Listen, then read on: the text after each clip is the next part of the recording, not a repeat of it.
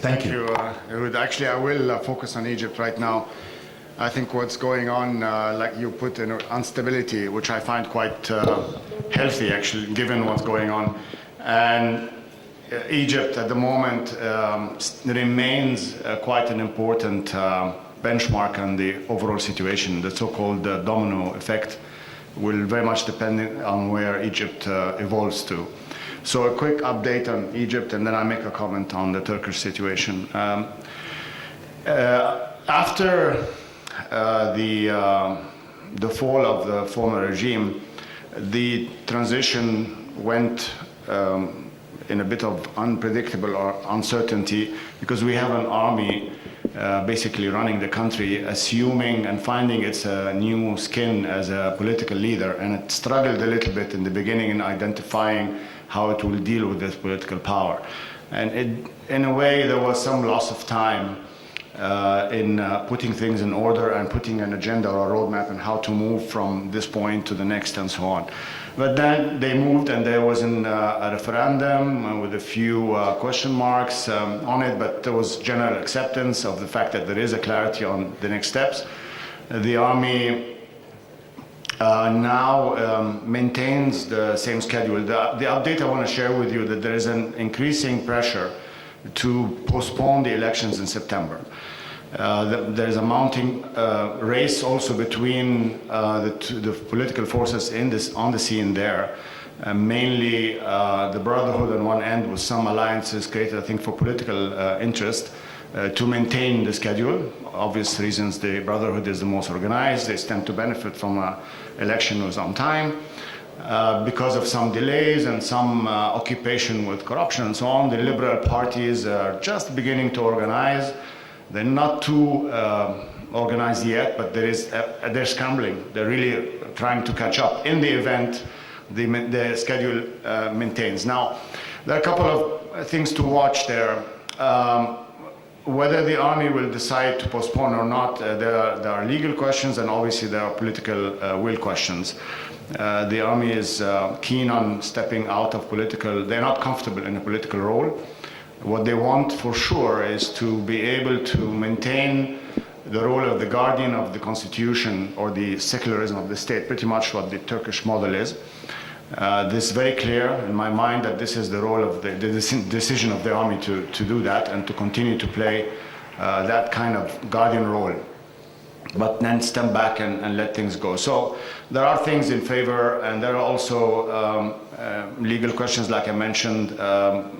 Debates are going today as we speak on whether there's a need for another referendum, whether the army could actually have legitimacy enough to just issue a decree to revise the schedule. But it's an indication that there is a move towards change in the schedule for a few months. That's one point. The second point I want to make, and what does this mean for the new Egypt? What will it look like? And I'd like to refer to an article written by a good friend, Saad Ibrahim, 3 days ago, or an interview, I'm not sure, I read it in writing, which refers to three parts of three ideas that shaped Egyptian identity. The first one is a national one, an Egyptian. I am an Egyptian, I am, which is mostly one which was in Tahrir Square, the revolution. This national identity is not exclusive to any particular group, but each group has a dominant one that identifies it or drives it. So there is the national one, there is the religious one, obviously, Islam in that case, and predominantly the group which is putting this religion first ahead of other ideas that define identity is obviously the Islamic movement. And there's the regional / Arab idea that drives people. Now, I think what's going to happen in the next few months and weeks until the elections of the constitution is going to be a race between the various political forces there on which of these will go forward. Right now, there is a vacuum of identity or a national mission or vision of where to go next.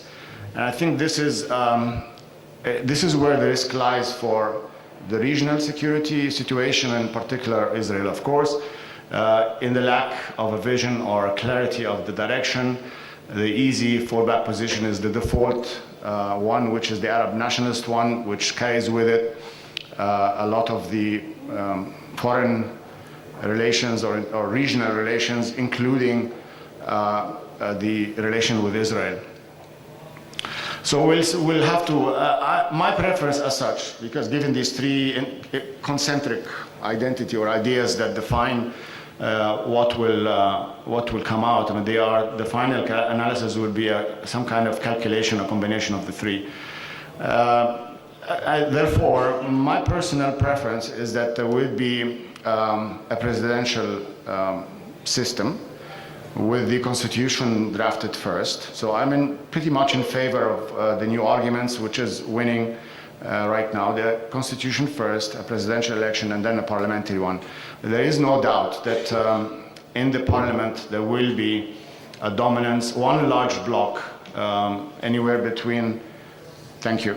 Well, I can postpone this till later, the Turkey comment.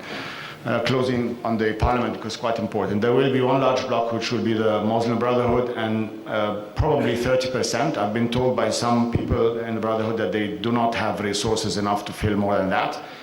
Okay, but there will be other Islamic tendencies and so on. So then probably 50% will be identified with the Islamic notion, with the religious notion.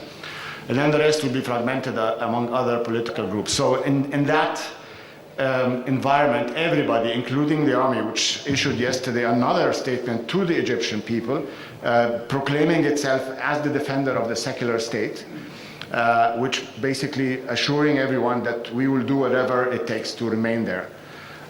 So that's my conclusion. If I were to decide the roadmap, that would be my proposal. And I'll stop there for the comment on Turkey later. Thank you very much, Sherif.